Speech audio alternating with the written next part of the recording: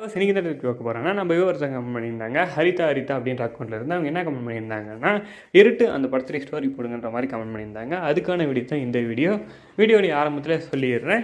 நீங்கள் வீடியோ பார்க்கும்போது நீங்கள் சைடில் வந்து கிளிப்ஸ் வரும். அந்த கிளிப்ஸ் அப்படியே ஜூம் பண்ணி பார்த்துக்குங்க. இந்த ஸ்பெட்டில் வந்து பார்க்க வேண்டாம். ஃபஸ்ட்டு இந்த படத்துடைய ஒன்லைன் ஸ்டோரி பற்றி பார்த்துடலாம். இந்த படத்துடைய ஒன்லைன் ஸ்டோரி என்னென்னா, ஒரு மலை கிராமத்தில் ஒரு நாள் மத்தியானம் 12 மணிக்கு அந்த ஊரே அப்படியே வந்து இருட்டாக ஆரம்பிச்சிருது. ஒரு 5-6 பேர் வந்து மர்மமான முறையில் வந்து கொல்லப்படுறாங்க. இதை இன்வெஸ்டிகேட் பண்ண ஒரு போலீஸ் ஆஃபீஸர் வந்து வராரு. அவர் உள்ளே வந்ததுக்கப்புறம் அந்த கொலை பண்ணது யாரை சொல்லிட்டு கண்டுபிடிச்சாரா இல்லையா, அந்த கொலைகள்லாம் எப்படி நடந்துச்சு, அந்த கொலைக்கான காரணம் என்ன அப்படின்றது தான் இந்த படத்துடைய ஃபுல் ஸ்டோரிக்குள்ளே போகிறதுக்கு முன்னாடி நீங்கள் இந்த சேனலை சப்ஸ்கிரைப் பண்ணலாம். மறக்காம கீழே சப்ஸ்கிரைப் பண்ணிங்க. மறக்காமல் இந்த பெல் ஐக்கனை ப்ரெஸ் பண்ணிங்க. அடுத்து இந்த படத்து ஸ்டோரி மறக்காம கீழே கமெண்ட்ஸ் பண்ணுங்கள். இப்போ இந்த படத்துடைய ஃபுல் ஸ்டோரிக்குள்ளே போகலாம். படத்துடைய ஆரம்ப சீன்லேயே ஒரு மலை கிராமத்தை வந்து காமிக்கிறாங்க. அங்கே சரியாக மதியானம் 12 மணிக்கு திடீர்னு அந்த ஊரே வந்து பயங்கர இருட்டாக வந்து ஆகிடுது. அங்கே இருக்கிற மக்களுக்கு எதுவுமே புரியல. என்ன நடக்குது, இது மதியானம் 12 மணிக்கு ஏன் இப்படி இருட்டுதுன்னு சொல்லிட்டு எதுவுமே புரியல. அந்த நேரத்துக்கு கரெக்டாக ஒரு 6 பேரை வேறு லொக்கேஷனில் வச்சு கொலைங்கள்லாம் நடக்குது. ஒவ்வொரு கொலையும் ஒவ்வொரு மெத்தடில் வந்து நடக்குது. ஒருத்தர் வந்து பாம்பு கடிச்சு இறந்து போகிறாரு, இன்னொருத்தர் வந்து தானே ஒரு கத்தி குத்தி இறந்து போகிறாரு, இன்னொருத்தர் வந்து பூச்சி கடிச்சு இறந்து போகிறாரு. இந்த மாதிரி ஒரு 6 பேர் வந்து வேறு லொக்கேஷனில் ஒரே டைமில் வந்து இறந்து போகிறாங்க மர்மமான முறையில். இதை பார்த்தா அங்கே இருக்கிற போலீஸுக்கு எதுவுமே புரியல, என்ன நடக்குது இங்கே அப்படின்னு சொல்லிட்டு இந்த கேஸை பற்றி ஒரு இன்ஸ்பெக்டரும் வந்து விசாரித்து பார்க்குறாரு. அங்கே சுற்றி முற்றி அவருக்கும் ஒன்றுமே புரியல. அவருடைய ஐஆர் அத்தாரிட்டிகிட்டையும் போய் சொல்கிறாரு, சார் ஒரு 6 பேரை வந்து கொலைப்பட்டிருக்காங்க, அதுவும் 6 பேருமே வேறு டிஸ்டன்ஸில் வந்துருக்காங்க. கிட்டத்தட்ட ஒவ்வொருத்தருக்குமே ஒரு 1/2 கிலோமீட்டருக்கு மேலே டிஸ்டன்ஸ் இருக்கும். ஆனால் 6 பேருமே ஒரே நேரத்தில் வந்து கொல்லப்பட்டிருக்காங்க. அதான் எப்படின்னே புரியலன்ற மாதிரிலாம் சொல்கிறாரு. அப்போ அந்த ஐஆர்ஆர் என்ன சொல்கிறாருன்னா, ஒன்றும் பிரச்சனை இல்லை, நீங்கள் நிதானமாக உட்காந்து யோசிங்க. இங்கே வந்து ப்ரெஸ் மீடியா வந்து பெருசாக வர மாட்டாங்க, ஏன்னா இது மலை கிராமம் தான். அதனால் பொறுமையாக உட்காந்து யோசிங்க, உங்களுக்கு கண்டிப்பாக க்ளூ கிடைக்கின்ற மாதிரி அவங்க வந்து சொல்கிறாரு. இதை கேட்டு அந்த இன்ஸ்பெக்டரும் பொறுமையாக அந்த கேஸை வந்து இன்வெஸ்டிகேட் பண்ண ஆரம்பிக்கிறாரு. அப்போ அவருக்கு வந்து ஒரு க்ளூவும் வந்து கிடைக்கிது.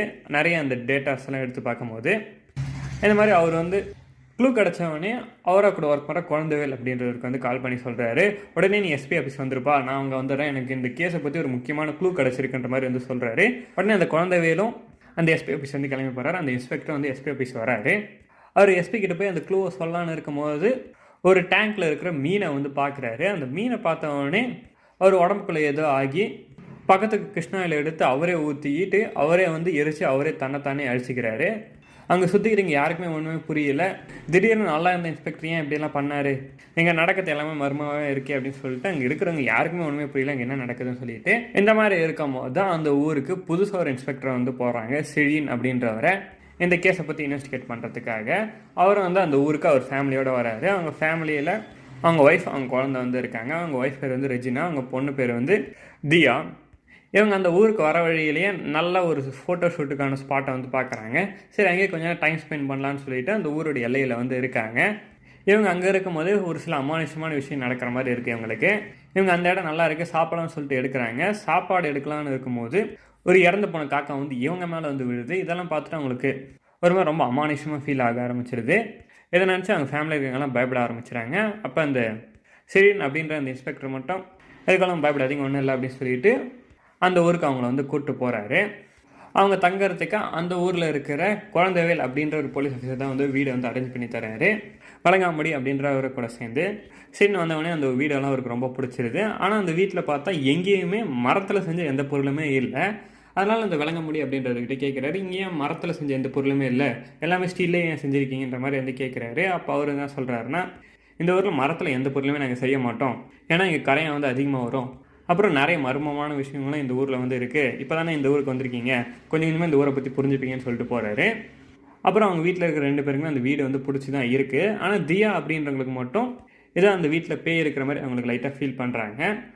சரின்னு வந்தவொடனே அந்த மர்டரை பற்றி அங்கே சுற்றி இருக்கிற போலீஸ் ஆஃபீஸர்கிட்டலாம் விசாரிக்கிறாரு. அப்புறம் அந்த 6 பேர் மர்டர் பண்ண அந்த இடத்துக்கு போய் பார்க்குறாரு. அப்போ அந்த சுற்றி இருக்கிற போலீஸ் ஆஃபீஸர்கிட்டலாம் சரி இந்த 6 பேர் என்னென்ன வேலை செஞ்சுட்டு இருந்தாங்கன்னு சொல்லுங்கன்ற மாதிரி வந்து சொல்கிறாரு. அப்போ ஒவ்வொருத்தர் என்ன சொல்கிறாங்கன்னா, அதில் ஒருத்தர் வந்து பெயிண்டராக இருந்தார், ஒருத்தர் வந்து விவசாயம் பண்ணிகிட்டு இருந்தார் மாதிரி தான் சொல்கிறாரு.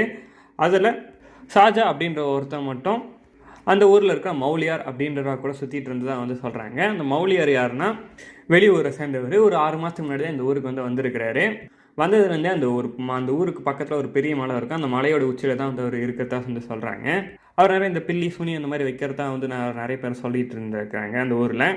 அவர் பார்க்கவே ரொம்ப டேஞ்சரான ஆளாக இருக்கிறதுனால அந்த மலைக்கு மேலே யாருமே அங்கே அந்த ஊர் ஆளுங்க யாருமே போகிறதில்ல. அவர் அந்த மலையிலேருந்து கீழே வரத்தில்லை அப்படின்ற மாதிரி அவங்க அந்த போலீஸ் ஆஃபீஸர் வந்து செழியன்கிட்ட வந்து சொல்கிறாரு, குழந்தைவேல் அப்படின்றவர். இதெல்லாம் கேட்டு செழியன் வந்து என்ன பண்ணுறாருன்னா, சரி அந்த மௌலியாரை நான் போய் பார்க்கணும், அதுக்கு ஏற்பாடு பண்ணுங்க, அதனால் எனக்கு என்ன பிரச்சனை வந்தாலும் பரவாயில்ல, அவர் போய் நான் பார்க்கணும்னு சொல்லிட்டு சொல்கிறாரு. சரின்னு உடனே அந்த மௌலியாரை போய் பார்க்கலாம் சொல்லிட்டு போகிறாங்க அந்த மலையோட உச்சிக்கு. அங்கே போய் பார்த்தா மௌலியார் வந்து அங்கே இல்லை. ஆனால் அவங்க ரூமில் பார்த்தா ஏதோ பில்லி சுனியை வைக்கிற மாதிரி நிறைய டெட் பாடிஸ் எல்லாம் வச்சு நிறைய பூஜை எல்லாம் ஏதோ பண்ணிகிட்டு இருக்கிற மாதிரி இருக்குது. சரினா அவர் இருக்கிற ரூமை மட்டும் பார்த்துட்டு வந்துடுறாரு. அதனால செழியனோட வீட்டில் என்ன ஆகுதுன்னா, அவங்க ஒய்ஃபும் தாத்தரும் வந்திருக்காங்க. அப்போ அவங்க வீட்டில் ஏதோ அமானுஷமாக ஏதோ சத்தம் வந்து கேட்க ஆரம்பிக்குது அவங்க இருக்கிற ரூமுக்கு பக்கத்து ரூமில். உடனே ரெஜினா வந்து என்ன ஆச்சுன்னு பார்க்கலாம் சொல்லிட்டு போகிறாங்க. அங்கே போய் பார்த்தா ஒரு ஜன்னலில் ஒட்டுமொத்த காக்கா கூட்டமும் இவங்களோட வீட்டில் இருக்கிற ஜன்னலில் வந்து மோதி கீழே விழுது. இதெல்லாம் பார்த்து அவங்க ரொம்ப பயந்துடுறாங்க. என்னது இந்த மாதிரிலாம் காக்கா கூட்டலாம் எப்பவும் வராது, இங்கே நடக்கிறது எல்லாமே ரொம்ப அமானுஷமாக இருக்கேன்னு சொல்லிட்டு யோசிக்கிறாங்க. இதை பற்றி செழியன் வீட்டுக்கு வந்தவொடனே அவங்களும் சொல்கிறாங்க. அப்போ அவர் என்ன சொல்கிறாருன்னா, இதெல்லாம் ஒன்றும் இல்லை, இதெல்லாம் நினச்சி பயந்துட்டு இருக்காதுன்னு சொல்லிட்டு அவங்கள வந்து சமாதானப்படுத்திடுறாரு. அப்படியே அவர் வந்து அவங்க ஒய்ஃப் கிட்ட பேசிக்கிட்டே இருக்கும்போது அவங்க வீட்டை வெளியேருந்து யாரோ ஒரு வயசானவர் வந்து ஊற்று பார்த்துக்கிட்டே இருக்காரு. அதை பார்த்து செழியன் வந்து, யாரா நீ, எதுக்கு நான் எங்கள் வீட்டுக்கு நின்று இப்படி பார்த்துட்டு இருக்கேன், என்ன பண்ண போகிற அப்படின்னு சொல்லிட்டு கேட்டே இருக்காரு. ஆனால் அவர் எந்த பதிலுமே சொல்லாமல் அவங்க வீட்டையே ஊற்று பார்த்துக்கிட்டே இருக்காரு. இதை பார்த்துட்டு அவர் அடிக்கலாம்னு சொல்லிட்டு போகிறார் செழியன். அப்போ அந்த ஊரில் லோக்கலில் இருக்கிற ஒரு ஆள் வந்து, சார் அவர் எதுவும் அடிச்சிடாதீங்க, நான் பார்த்துக்கிறேன் இவரால் உங்களுக்கு இப்போ இதுக்கப்புறம் எந்த பிரச்சனையும் வர நான் பார்த்துக்கிறேன்னு சொல்லிட்டு அந்த வீட்டை பார்த்துட்டு வந்தவரை கூட்டின்னு போயிடுறாரு. அதுக்கடுத்து அந்த ஊரில் இருக்கிற போலீஸ் ஸ்டேஷனில் என்ன ஆகுதுன்னா, அன்றைக்கி நைட்டு வந்து ஒரு ஃபோன் கால் வந்து வருது. அந்த ஃபோன் காலை வந்து குழந்தைகள் அவர் தான் அட்டன் பண்ணி பேசுகிறாரு. சார் நான் வந்து ஆபத்தில் இருக்கேன், என்னை உடனே வந்து காப்பாற்றுங்கன்னு மட்டும் தான் சொல்கிறாங்க. அவங்க எங்கே இருக்காங்க என்ன சொல்லிட்டு எந்த லொக்கேஷனுமே சொல்ல மாட்டேங்கிறாங்க. அப்படியே கொஞ்சம் நேரத்தில் அந்த கால் வந்து கட் ஆகிடுது. அதுக்கப்புறமா அந்த போலீஸ் ஸ்டேஷனில் இருக்கிற கரண்ட்டை மட்டும் கட் ஆகிடுது. அப்புறம் வெளியே வந்து ஹெவியாக வந்து மழை பெய்ய ஆரம்பிச்சிருது. அதுவும் அந்த போலீஸ் ஸ்டேஷனில் மட்டும்தான் மழை பெய்யுது, சுற்றி முற்றி வேறு எங்கேயுமே பெய்யலை, இந்த போலீஸ் ஸ்டேஷனில் மட்டுமே மழை பெய்ய ஆரம்பிக்குது. அப்படியே இந்த போலீஸ் ஸ்டேஷனை சுற்றி நிறைய விஷயம் அமானுஷமாகவே நடக்க ஆரம்பிக்குது. அப்படியே அந்த போலீஸ் ஸ்டேஷனில் ஒரு பேயை வந்து வெளியே இருந்து இவங்க எல்லாருமே பயம் குத்துக்கிடுது. இதை பார்த்து அவங்க ரொம்பவும் பயந்துடுறாங்க. அதனால் அவங்க என்ன பண்ணுறாங்கன்னா, ஸ்ட்ரெயிட்டாக செழியன் அவருக்கு வந்து கால் பண்ணுறாங்க. சார் இங்கே போலீஸ் ஸ்டேஷனில் மட்டும் மழை பெய்யுது, எங்களுக்கு இங்கே ரொம்ப பயமாக இருக்குது, உடனே கிளம்பி போலீஸ் ஸ்டேஷன் வாங்க சார், எங்களுக்கு ரொம்ப பயமாக இருக்குன்னு சொல்லிட்டு கூப்பிட்றாங்க. உடனே சரினா அவங்க ஒய்ஃபுக்கிட்ட நான் 2 நிமிஷத்தில் வந்துடுறேன், அங்கே ஏதோ பிரச்சனையாக நான் போய் பார்த்துட்டு வந்துடுறேன் சொல்லிட்டு கிளம்பி போகிறாரு. அங்கே போய் போலீஸ் ஸ்டேஷன் இருக்கிற விஷயத்தெலாம் பார்க்குறாரு. அப்புறம் இவர் போலீஸ் ஸ்டேஷனுக்கு போய் அங்கே இருக்கிற போலீஸெல்லாம் ஒன்றும் இல்லை, பிரச்சனை இல்லை, பார்த்துக்கலாம், இப்போ நான் வெளியே தான் வந்திருக்கேன், எனக்கு தான் ஆகலை, சரி நான் அப்புறம் இந்த பிரச்சனையை பார்த்துக்கலாம், இப்போதைக்கு ஒன்றும் இல்லை அப்படின்னு சொல்லிட்டு அவங்கள சமாதானப்படுத்திடுறாரு. இவர் போன உடனே செழியன் அவரோட வீட்டில் என்ன ஆகுதுன்னா, ஒரு பேய் வந்து அவங்க ஒய்ஃபை வந்து பயங்கரமாக பயங்குத்துது. அவங்களுக்கு ஒன்றுமே புரியல என்ன நடக்குதுங்க அப்படின்ற மாதிரி. அவங்க ரொம்ப பயந்து போய் அவங்க பொண்ணுக்கு எதனா ஆயிருக்கான்னு சொல்லிட்டு பார்க்க போகிறாங்க. ஆனால் அவங்க பொண்ணு பார்த்தா நல்லா தான் இருக்காங்க, அவங்க நல்லா நிம்மதியாக தூங்கிட்டு தான் இருக்காங்க. அந்த பேய் வந்து இவங்களை மட்டும் பயங்குத்திடுச்சு. அடுத்த நாள் காலையில் செழியன் வந்து அந்த கண்ட்ரோல் ரூமுக்கு கால் பண்ணி பேசுகிறாரு. அவங்ககிட்ட என்ன சொல்கிறாரு, நேற்று நைட்டு வந்து இந்த போலீஸ் ஸ்டேஷனுக்கு வந்து ஒரு ஃபோன் கால் வந்திருக்கு, அது என்னென்னு கண்டுபிடிங்க, அது யார் அடிக்காமல் கொஞ்சம் ட்ராக் பண்ணுங்கன்ற மாதிரி வந்து சொல்கிறாரு. அவங்களும் சரி ஓகே சார் நான் பார்த்து சொல்லிடுறாங்க. அப்புறம் அந்த குழந்தைகள் அவர்கிட்ட என்ன சொல்கிறாங்கன்னா, நேற்று நைட் ஃபோன் கால் வந்து நம்ம ஸ்டேஷனுக்கு வந்த காரணம் என்னென்னா, சிக்னல் எதனா மாற்றி வந்திருக்கு, அதனால தான் நேற்று நைட்டு வந்து உங்களுக்கு இந்த மாதிரி ஃபோன் கால் வந்திருக்கு. அப்புறம் நம்ம ஸ்டேஷன் சுற்றி மட்டும் மழை பெஞ்சதுக்கு காரணம் என்னென்னா, நம்ம இது வந்து ஹில் ஸ்டேஷனு, இந்த மாதிரி ஹில் ஸ்டேஷன் இந்த மாதிரி நடக்கிற விஷயம்லாம் காமன் தான், அதனால் இதெல்லாம் நினச்சி பயப்படாதீங்கன்னு சொல்லிட்டு போயிடுறாரு. செழியன் வந்து அங்கேருந்து இப்போ வீட்டுக்கு போகலாம்னு சொல்லிட்டு வண்டியில் வந்துட்டுருக்காரு. வர வழியில் மௌலியார் வந்து இவர் வர வழியில் ஏதோ பவுட்ரு மாதிரி ஏதோ ஒன்று போட்டு வர்றாரு. இதெல்லாம் போகிறத பார்த்தவொடனே செழியன் வந்து இறங்கி போய் அவர் பிடிச்சி அவர்கிட்ட பேசலாம்னு சொல்லிட்டு அவர் பிடிக்கலான்னு சொல்லிட்டு போகிறாரு. ஆனால் மௌலியார் வந்து அவர் கையில் மாட்டாமல் ஓடிடுறாரு. செழியனுக்கு ஒன்றுமே புரியல, இவன் எதுக்கு இந்த மாதிரிலாம் பண்ணுறான் அப்படின்னு சொல்லிட்டு. அப்புறம் அவரும் கிளம்பி வீட்டுக்கு வந்து வந்துடுறாரு. அங்கேருந்து ஸ்ட்ரெயிட்டாக வீட்டுக்கு வந்து வர்றாரு. வீட்டுக்கு வந்தவொடனே அவங்க ஒய்ஃப் தான் இருக்காங்க. அப்படியே அவங்க ஒய்ஃபாக கூட வந்து அவர் ஒன்றா இருக்கிறாரு. அப்புறம் கொஞ்சம் நேரம் பார்த்து என்ன ஆகுதுன்னா, அந்த குழந்தைகள் அப்படின்றவர் கால் பண்ணுறாரு. கால் பண்ணி என்ன சொல்கிறாருன்னா, சார் அன்றைக்கி ஸ்டேஷனுக்கு ஒரு ஃபோன் கால் வந்துச்சுல்ல, அந்த நம்பரை ட்ராக் பண்ணியாச்சு, அந்த ஃபோன் காலை வந்து உங்கள் வீட்டிலேருந்து தான் வந்திருக்குன்ற மாதிரி வந்து சொல்கிறாரு. இதை கேட்டோடனே அவருக்கு ஒன்றும் ஷாக் ஆகிடுது. என் வீட்டிலேருந்து ஃபோன் கால் வந்துச்சா, அந்த மாதிரி வரதுக்கு வாய்ப்பே இல்லை, ஏன்னா அந்த ஃபோன் கால் வரும்போது நான் வீட்டில் தான் இருந்தேன், என்னை தாண்டி அந்த ஃபோன் கால் வரதுக்கு வாய்ப்பே இல்லைன்ற மாதிரி அவர் வந்து சொல்கிறாரு. இந்த மாதிரி குழந்தைகள்கிட்ட பேசிக்கிட்டே இருக்கும் போது அவங்க ஒய்ஃப் வந்து கால் பண்ணுறாங்க.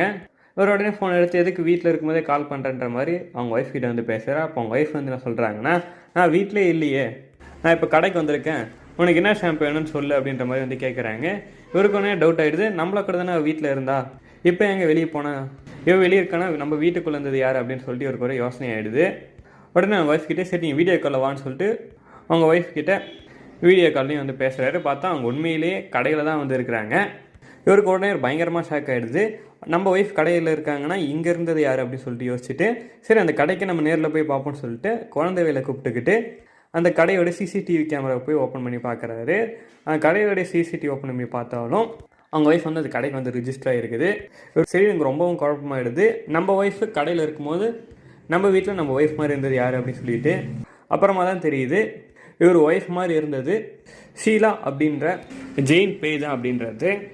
அதுக்கப்புறம் அடுத்த நாள் என்ன ஆகுதுன்னா ரெஜினா தியா 2 பேருமே அவங்க வீட்டில் வந்து இருக்காங்க. அப்போ அங்கே சுற்றி இருக்கிற மரங்கள்லாம் பார்க்கலாம்னு சொல்லிட்டு தியா வந்து போயிட்டுருக்காங்க அவங்க அம்மாவான ரெஜினாவை கூட. அப்போ ரெஜினா கொஞ்சம் தள்ளி இருக்கிறதுனால தியா வந்து மம்மி மம்மின்னு சொல்லிட்டு கூப்பிட்டே இருக்காங்க. அப்படியே அந்த நேரத்தில் ரெஜினா மாதிரி இன்னொரு வயசு வந்து கேட்குது தியா தியா அப்படின்னு சொல்லிட்டு.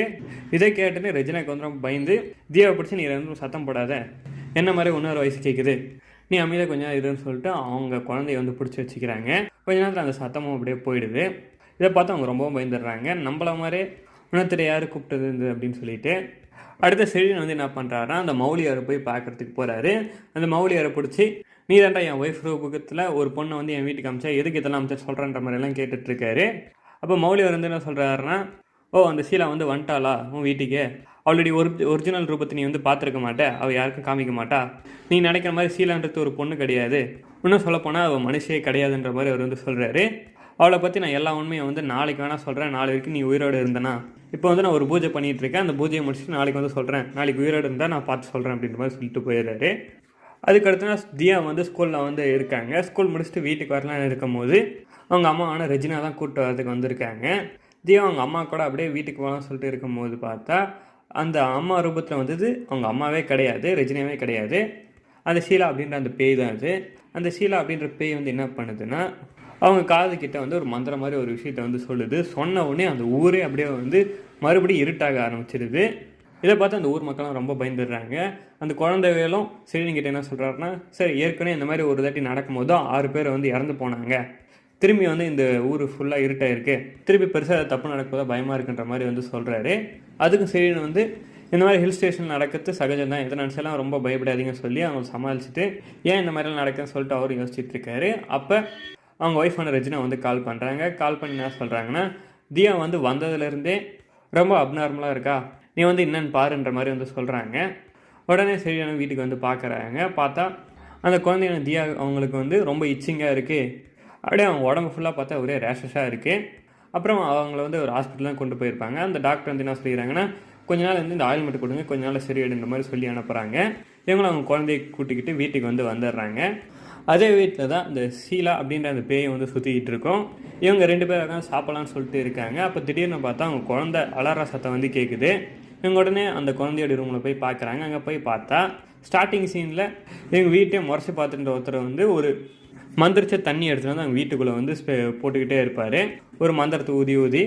அதை பார்த்து அவங்க குழந்தையான தியா வந்து பயந்துட்டுருக்கோம். இதை பார்த்துட்டு சரின்னு வந்து வெளியே இருக்கிற அவரை போட்டு பார்த்தோன்னா அடிப்பார். ஏன்டா நீங்கள் வந்து உன்னை தான் இன்றைக்கி வரவேன்னு சொன்னால இப்போ எதுக்கு வந்த இங்கேருந்து போப்போன்னு சொல்லிட்டு அடித்து அமுச்சு விட்டுறாரு. ஆனால் அவர் வந்து அந்த வீட்டில் இருக்கிற அந்த ஷீலா அப்படின்ற பேயை விரட்டுறதுக்கு தான் அந்த மாதிரி பண்ணியிருப்பார். ஆனால் அதை புரிஞ்சிக்காமல் சரின்னு வந்து இவரை வந்து அடித்து அமுச்சிட்டு இருப்பார். அடுத்து தான் அந்த மந்திரிச்ச தண்ணி தெளிச்சுட்டு போய் மௌலியர்கிட்ட போய் சொல்கிறாரு, நீங்கள் சொன்ன மாதிரியே அந்த தண்ணியை தெளித்து அவளை வந்து வீட்டை விட்டு வெளியே அனுப்ப பார்த்துட்டேன், ஆனால் அவள் முழுசாக அவங்கள விட்டு போகலை ஒன்றும் அப்படின்ற மாதிரி அவர் வந்து சொல்கிறாரு. அதுக்கடுத்து அன்றைக்கி நைட்டே அந்த ஷீலா அப்படின்ற பேயை வந்து அந்த மௌலியாரையும் வந்து கொன்னுடுது. அந்த மௌலியாருக்கு ஹெல்ப்பாக அவரையும் வந்து கொன்னுடுது. அதுக்கடுத்து அந்த கொலை நடந்த இடத்த வந்து எங்க எல்லாருமே போய் பார்க்குறாங்க. செழியன் அப்புறம் அந்த குழந்தைகள் நாங்கள் எல்லா போலீஸும் போய் பார்க்குறாங்க. மௌலியார் அப்புறம் அவங்க கூட இங்கே எல்லாருமே இறந்து போயிருந்தெல்லாம் பார்க்குறாங்க. அப்புறம் ஃபாரன்சிக்காக அந்த பாடியை வந்து கொடுக்குறாங்க. அவங்க ஃபாரன்சிக் ஆஃபீஸராக அந்த ரிப்போர்ட்டெல்லாம் ரெடி பண்ணிவிட்டு இவர்கிட்ட வந்து கொடுக்குறாரு. அதில் மௌலியாரோடைய பாடியில் மட்டும் கையில் 16:113 அப்படின்னு சொல்லிட்டு ஒரு நம்பரை வந்து எழுதி வச்சுருப்பார். இதை பார்த்துட்டு சரின்னு வந்து என்ன சொல்கிறாருன்னா மௌலியார்கிட்ட வந்து அதுக்கு முன்னால் வந்து நான் பேசியிருந்தேன், அவர் வந்து நாளைக்கு வந்து ஷீலாவை பற்றி நிறைய விஷயத்த சொல்கிறதா வந்து சொல்லியிருந்தார், அவர் என்கிட்ட ஏதோ ஒரு விஷயத்த சொல்கிறதுக்கு அந்த மாதிரி எழுதியிருக்காருன்னு நினைக்கிறேன்ற மாதிரி வந்து சொல்கிறாரு. அப்புறம் ஃபாரன்சிக் ஆஃபீஸர் வந்து இன்னொரு ரிப்போர்ட்டையும் வந்து கொடுக்குறாங்க. சரி இப்போ நீங்கள் ஒரு கொலை நடந்துச்சுல, அதில் வந்து 3 பிளட் குரூப் வந்து இருக்குது, 2 பிளட் குரூப் வந்து இறந்து போனவங்களது, எக்ஸ்ட்ரா வந்து புதுசாக ஒரு பிளட் குரூப் வந்து இருக்குது, அது வந்து ஒரு பாம்பே பிளட் குரூப்பாக இருக்குது. இந்த மாதிரி பிளட் குரூப்பில் இருக்கிறவங்க தான் இவங்க 2 பேரையும் கொலை பண்ணியிருக்காங்க நேற்று. இந்த பிளட் குரூப்பை சேர்ந்த ஆளுங்க வந்து ரொம்ப கம்மியாக இந்த மாதிரி பிளட் குரூப் ஆளுங்களாம் நிறைய இந்த பாம்பே குஜராத் சைடு தான் இருப்பாங்க. அதனால இந்த பிளட் குரூப் பேர் வந்து பாம்பே பிளட் அப்படின்னு சொல்லுவாங்க. இந்த பிளட் குரூப்பை சேர்ந்தவங்க தான் யாரோ இந்த கொலையெல்லாம் பண்ணியிருக்காங்கன்ற மாதிரி வந்து சொல்கிறாங்க. உடனே சரியாலும் இந்த பாம்பே பிளட் குரூப்பில் இருக்கிற லிஸ்ட்டெல்லாம் எடுங்கன்ற மாதிரி வந்து சொல்கிறாங்க. அதுக்கடுத்து குழந்தை வேலைக்கிட்ட என்ன சொல்கிறாருன்னா, எனக்கு இப்போ வரைக்கும் ஒன்று மட்டும் புரியவே இல்லை, என் ஒய்ஃப் ரூபத்தில் வந்து என்னை மிஸ்யூஸ் பண்ணது யாருன்னு சொல்லி தான் புரியவே இல்லைன்ற மாதிரி அவர் வந்து சொல்கிறாரு. அப்புறம் அவர்கிட்ட என்ன சொல்கிறாருன்னா, நீங்கள் வந்து என் ஒய்ஃபையும் குழந்தையும் கூப்பிட்டு உங்கள் வீட்டுக்கு வந்து போயிடுங்க. அன்றைக்கி நான் ஒய்ஃபாக கூட இருக்கும் போது நான் ஒரு ட்ரெஸ் போட்டு அந்த ட்ரெஸ்ஸை வந்து நான் போட்டுக்கிறேன். அப்படி நாங்கள் ஒன்றா இருக்கும்போது ஒரு ரூமில் தான் இருந்தோம். அந்த ரூம் அதுக்கப்புறம் நாங்கள் யூஸே பண்ணலை. அதனால் அந்த ரூமில் ஒரு டாகை கூட்டின்னு வந்து ஸ்மெல் பண்ண வைங்க. என் கெஸ்ஸு கரெக்டாக இருந்துச்சுன்னா அந்த டாகை வந்து என்னையும் வந்து காட்டி கொடுக்கும். அப்புறம் என்ன கூட என் ஒய்ஃப் மாதிரி இருந்தால் அந்த பொண்ணையும் வந்து காட்டி கொடுக்குன்ற மாதிரி வந்து சொல்கிறாரு. அதே மாதிரி அந்த டாக் ஸ்குவாடையும் கூப்பிட்டு அந்த ரூமில் இருக்கிற பெட்ஷீட்டெல்லாம் ஸ்மெல் பண்ண வைக்குது. அவர் நினச்ச மாதிரி அந்த டாக் வந்து இவரை தான் வந்து ஃபஸ்ட்டு கண்டுபிடிக்குது. அதுக்கப்புறமா அவங்க ஒய்ஃப் மாதிரி இருந்தால் அந்த பேயை தேடி வந்து போகுது. அந்த நாய் வந்து ஸ்ட்ரெயிட்டாக அந்த ஷீலா அப்படின்ற பேய் தங்கியிருந்த ஒரு ரூமுக்கு தான் வந்து போகுது. அந்த ரூமை வந்து போலீஸ்க்கு செடிக்கு வந்து காமிச்சு கொடுக்குது. அந்த நேரத்தில் ஷீலா அப்படின்ற பேய் வந்து கிளம்பியே வந்து போயிடுது அந்த ரூமை விட்டு. அப்புறம் இவங்க அந்த வீட்டை போய் பார்த்தா நிறைய அமானுஷமாக நிறைய இருக்கிறத பார்க்குறாங்க. அங்கே பார்த்துட்டு ஸ்ட்ரெயிட்டாக அவங்க கண்ட்ரோல் ரூமுக்கு வந்து வராங்க. அங்கே போனது சரி என்ன சொல்கிறாருன்னா, HH பிளட் குரூப்பில் சேர்ந்த ஆளுங்க லிஸ்ட்டை வந்து எடுங்க, அதாவது பாம்பே பிளட் குரூப்பில் சேர்ந்த ஆளுங்களோட லிஸ்ட் எடுங்கன்ற மாதிரி சொல்கிறாங்க. அவங்க வந்து என்ன சொல்கிறாங்கன்னா 9,17,303 பேர் இருக்காங்கன்ற மாதிரி வந்து சொல்கிறாங்க. அதில் ஃபீமேல்ஸை வந்து பிரிங்க. அப்புறம் என் ஒய்ஃப் ரூபத்தில் வந்த பொண்ணுக்கு வந்து கிட்டத்தட்ட ஒரு 25 to 30 வயசு தான் இருக்கும். இதில் எத்தனை பேர் இருக்காங்கன்னு சொல்லிட்டு பிரிங்கன்ற மாதிரி வந்து சொல்கிறாங்க. அதில் அவங்க என்ன சொல்கிறாங்கன்னா ஒரு 13,186 பேர் வந்து இருக்காங்கன்ற மாதிரி வந்து சொல்கிறாங்க. மிச்சம் இருக்கிறவங்களுடைய டிரைவிங் லைசன்ஸ் அவங்க இப்போ கரண்ட்டாக என்ன பண்ணுறாங்க, ஒரு கவர்மெண்ட் ஐடி எல்லாத்தையும் வந்து ட்ராக் பண்ணி எடுங்கன்ற மாதிரி சொல்கிறாங்க அவங்க இருக்கிற ஆஃபீஸர்கிட்டலாம். இந்த மாதிரி அவங்க ஐடிஸ் எல்லாம் செக் பண்ணும்போது ஒரே ஒரு பொண்ணோடைய ஐடி மட்டும் அரபிக்கில் வந்து சைன் போட்டிருக்கு, ஷிகாரா அப்படின்ற பொண்ணோடையது மட்டும். அப்புறம் இவங்க இன்வெஸ்டிகேட் பண்ணுறதுக்காக அந்த டாக் காமிச்சு அந்த இடத்துக்கு போய் பார்க்கும்போது அங்கே நிறைய அரபியில் தான் எழுதியிருக்கும். அதை பார்த்துட்டு இந்த பொண்ணாக தான் இருக்குன்ற மாதிரி அவங்க வந்து ஒரு முடிவுக்கு வந்து வராங்க. இருந்தாலும் கன்ஃபார்ம் பண்ணிக்கலாம் அப்படின்னு சொல்லிட்டு அந்த பொண்ணோடைய ஃபோட்டோவை வந்து வாங்கிக்கிறாங்க. ஃபோட்டோ வாங்கிட்டு ஸ்ட்ரெயிட்டாக சரின்னு என்ன பண்ணுறாருன்னா அவங்க பொண்ணுக்கிட்ட எதுவும் போய் கொடுக்குறாரு. இந்த அக்காவை நீ பார்த்துருக்கியாமா அப்படின்ற மாதிரி வந்து கேட்குறாரு. கேட்டவொடனே அவங்க நார்மலாக தான் இருந்திருப்பாங்க. அவங்க தியா அப்படின்ற குழந்தை வந்து அந்த ஃபோட்டோ காமிச்சுன்னா கொஞ்சம் அப்நார்மலாக பிஹேவ் பண்ண ஆரம்பிச்சிடுறாங்க. அப்பயே கன்ஃபார்ம் பண்ணிட்டாரு இந்த பொண்ணு தான் நம்ம ஒய்ஃப் ரூபத்தில் வந்து நம்மளே மிஸ்யூஸ் பண்ணுது, அப்புறம் இந்த ஊரில் நடக்கிற கொலைக்கெல்லாம் இந்த பொண்ணு தான் காரணம்னு சொல்லிட்டு. அதுக்கடுத்து இங்கே வந்து போலீஸ் ஸ்டேஷன் வந்து வராங்க. அப்போ சரியான வந்து என்ன சொல்கிறாருன்னா, மௌலியர் அடி கையில் 16,113 சொல்லிட்டு எழுதியிருப்பார். இதை வந்து அது குரானில் வந்து வெரிஃபை பண்ண சொல்லியிருப்பார். அதை பார்த்துட்டு அங்கே இருக்கிற போலீஸ் வந்து அந்த குரானை எடுத்து வந்து படிக்கிறாரு. 16வது அதிகாரத்தில் இருக்கிற 113வது இது வந்து படிக்கிறாரு, லைனை வந்து படிக்கிறாரு. அது படித்து பார்க்கும்போது அவங்களுக்கு என்ன புரியுதுன்னா, இந்த ஊரை வந்து நல்லது செய்யலாம்னு சொல்லிட்டு வந்தவங்கள யாரோ விரட்டி அடிச்சிட்டாங்க, அதனால் வந்த பிரச்சனை தான் இதெல்லாம் சொல்லிட்டு அவருக்கு வந்து புரியுது. அதனால் இந்த ஊரை பற்றி ரொம்ப நல்லா தெரிஞ்ச ஒரு ஆளை வந்து சரின்னு வந்து கூப்பிட்றாரு. அப்போ அங்கே ஒரு போலீஸ் வந்து என்ன சொல்கிறாருன்னா, இந்த ஊரை பற்றி நல்லா தெரியும்னா அது ஒருத்தருக்கு மட்டும் தான் தெரியும், அவரை போய் பார்க்கணுன்னா இங்கேருந்து ஒரு 5 கிலோமீட்டர் தள்ளி நீங்கள் போகணும், ஒரு மலை உச்சியில் வந்து இருக்காரு, அவரை போய் பார்த்து கேட்டிங்கன்னா இந்த விஷயம் பற்றியெல்லாம் உங்களுக்கு தெரியுன்ற மாதிரி வந்து சொல்கிறாரு. சொன்னவொடனே அவங்க 2 பேருமே கிளம்பி போகிறாங்க. குழந்தை வேலும் சரியணும் போயிட்டு அவரை பார்த்து பேசுகிறாங்க. அவங்க வந்து என்ன சொல்கிறாங்கன்னா, உங்களுக்கும் மகிழையருக்கும் என்ன தொடர்புன்ற மாதிரி வந்து ஃபஸ்ட்டு கேட்குறாங்க. அப்போ அவர் வந்து என்ன சொல்கிறாருன்னா, அவள் என்னுடைய சீடன் தான், அவன் நான் என்கிட்ட இருந்து தான் நிறைய விஷயத்தை வந்து கற்றுக்கிட்டு போய் வெளியே இந்த மாதிரிலாம் பண்ணிட்டு இருந்தான்ற மாதிரி வந்து சொல்கிறாரு. அப்புறம் ஒரு சரி வந்து என்ன கேட்குறாருன்னா, அந்த சிகாப்புர அலியில் நிறைய கொலை வந்து நடந்திருக்கு, அந்த கொலையெல்லாம் ஒரு பொண்ணு தான் பண்ணதாக வந்து சொன்னது தெரிய வந்துச்சு எங்கள் இன்வெஸ்டிகேஷனில்.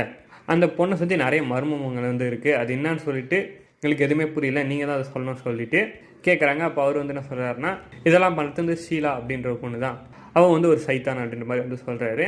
அதுக்கப்புறமா இவங்களுக்கும் அந்த ஊருக்கும் என்ன தொடர்புன்றத சொல்ல வர்றாரு. ஒரு 100 வருஷத்துக்கு முன்னாடி இந்த சிகப்புர அலி அப்படின்ற மலையில் ஜெயின் மக்கள் வந்து இருந்தாங்க. ஒரு 6 பேர் வந்து அவங்க வந்து இந்த மாதிரி டார்க் மேஜிக் அந்த மாதிரி ஒரு செய்வன மாதிரி ஒரு விஷயத்தை வந்து அங்கே இருக்கிற ஊர் மக்களுக்கெல்லாம் வந்து பண்ணிகிட்டு இருந்தாங்க. இதை பார்த்துட்டு அந்த ஊர் மக்களெல்லாம் இந்த மாதிரி விட்டால் இவங்க வந்து நிறைய பேரை வந்து கொண்டுடுவாங்க, நம்ம ஊரையும் இந்த மாதிரி அமானுஷம் நிறைஞ்சதாக மாற்றிடுவாங்க, அதனால் இவங்களை சும்மா விடக்கூடாதுன்னு சொல்லிட்டு ஒரு தெய்வ சக்தி அதிகமாக இருக்கிற ஒரு நாளில் இந்த 6 ஜெயினையும் பிடிச்சி தூக்கில் போட்டு சாவடிக்கலாம்னு சொல்லிட்டு முடிவு பண்ணி தூக்கில் போகிறதுக்கு வந்து இருக்காங்க. அப்போ அவங்க சாவடிக்கும் போது அந்த ஜெயினெல்லாம் என்ன சொல்கிறாங்கன்னா, நாங்கள் திருப்பி 6 பேர் வந்து இந்த ஊருக்கு வந்து பிறந்து வரோம், அப்படி நாங்கள் வரும்போது இந்த ஊரே வந்து இருளில் மூழ்கி இறந்து போயிடுவீங்க இந்த ஊரில் இருக்கிறவங்க எல்லாருமே அப்படின்ற மாதிரி ஒரு சாபம் விட்டு அவங்க எல்லாருமே இறந்து போயிடுறாங்க. ஊர் மக்களும் அவங்க இறந்துட்ட பிறகு எந்த பிரச்சனையும் இல்லாமல் நிம்மதியாக தான் வந்து இருந்துட்டு இருந்தாங்க. அதே மாதிரி 100 வருஷம் கழிச்சு அந்த 6 பேருமே மறுஜென்மம் வந்து எடுக்கிறாங்க. அந்த 6 பேருமே ஒவ்வொரு ரூபத்தில் வந்து மறுஜென்மம் வந்து எடுத்திருக்காங்க.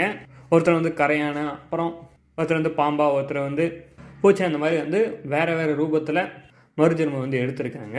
அதில் ஒருத்தர் மட்டும் என்ன பண்ணியிருப்பாங்கன்னா மனுஷியாக வந்து பிறந்திருப்பாங்க. அதுதான் அந்த ஷீலா அப்படின்ற பொண்ணு வந்து சின்ன வயசுலேருந்தே நார்மலாக இருக்கிறவங்கள அப்நார்மலாக தான் வந்துட்டு இருந்திருக்காங்க. அப்புறம் கொஞ்சம் கொஞ்சமாக இந்த ஜெயின் சம்மந்தப்பட்ட புக்கெல்லாம் படிச்சுட்ட பிறகு தான் அவங்களுக்கே தெரியுது, நம்ம பிறந்தக்கான பர்பஸ் வந்து இங்கே இல்லை, சிகாப்பூர் அள்ளியில் தான் இருக்குது. அங்கே போய் நம்மளை கொன்ன அந்த ஊர் மக்களை வந்து நம்ம அழிக்கணும், அதுக்காக நம்ம அங்கே போவோம்னு சொல்லிட்டு தான் அந்த ஷீலா அப்படின்ற பொண்ணு வந்து வந்திருக்கோம். அந்த ஊருக்கு வந்தவொடனே அந்த வேறு உருவத்தில் இருக்கிற அந்த 5 ஜெயினுக்கும் தொந்தரவு கொடுக்குற ஆளுங்களை தான் ஃபஸ்ட்டு வந்தவொடனே வந்து சாவடிச்சிருப்பாங்க. அதுக்கப்புறமா தான் அந்த மௌலியார் அவரையும் வந்து சாவடிச்சிருப்பாங்க. அப்புறம் முன்னாடி அந்த கேஸை இன்வெஸ்டிகேட் பண்ண அந்த போலீஸ் ஆஃபீஸரை அவங்க வந்து சாவடிச்சிருப்பாங்க. அப்போ சரின்னு கேட்க ஆரம்பிக்கிறாரு. போன வாட்டி இந்த கேஸை இன்வெஸ்டிகேட் பண்ண ஆஃபீஸரை வந்து அவர் கொலை பண்ணலை, என்னையே கொலை பண்ணலன்ற மாதிரி வந்து கேட்குறாரு. அப்போ அவங்க வந்து என்ன சொல்கிறாருன்னா, நீ வந்து சாதாரண ஆள் கிடையாது, நீ வந்து ஒரு தெய்வ சக்தி உள்ள ஒரு ஆள், அதனால தான் உன் நெஞ்சில் வந்து ஒரு சக்கரை மாதிரி ஒரு தழும்பு வந்து இருக்கும். 100 வருஷத்துக்கு முன்னாடி இந்த ஜெயினெல்லாம் பிடிச்ச ஒரு சக்தி வாய்ந்த ஆளுங்க யாருன்னா இந்த மாதிரி உடம்புல இந்த மாதிரி சர்க்கிள் மாதிரி போட்ட ஆளுங்க தான். அதனால தான் அவள் வந்து ஒன்றை கொல்லாமல் விட்டுட்டா, அதனால தான் மூலியமாக ஒரு கருவை வந்து உருவாக்க பார்த்தா, அதுக்காக தான் உன் ஒய்ஃப் ரூபத்தில் வந்து அவள் வீட்டுக்கு வந்து ஒன்றா கூட அந்த மாதிரி இருந்தா. அவளுடைய எய்மே என்னன்னா, மூலியமா ஒரு கரு உருவாக்கி அதை கருவை அழிச்சிட்டா அவளுடைய சக்தி வந்து அதிகமாகும். ஒரு சாதாரண மனுஷங்களுக்கு தான் ஒரு குழந்தை வந்து பிறக்கிறதுக்கு வந்து 10 மாதம் ஆகும். அதே ஒரு ஜெயினுக்கு வந்து ஒரு 28 நாள் தான்.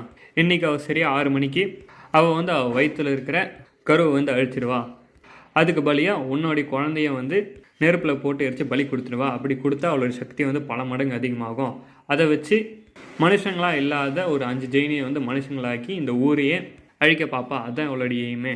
நீ எப்படியாவது இந்த மாதிரி இந்த பூஜை நடக்காமல் உன் குழந்தைய அவள் பலி கொடுக்காமல் பார்த்துக்கோ அப்படின்ற மாதிரி வந்து சொல்லி அனுப்புகிறாரு. அப்புறம் சரின்னு என்ன பண்ணுறாருன்னா, குழந்தைகள்கிட்ட சொல்லி அந்த ஊர் ஆளுங்களை எல்லாரையுமே அந்த ஜெயினுங்களை வந்து அழிக்க வந்து சொல்கிறாரு.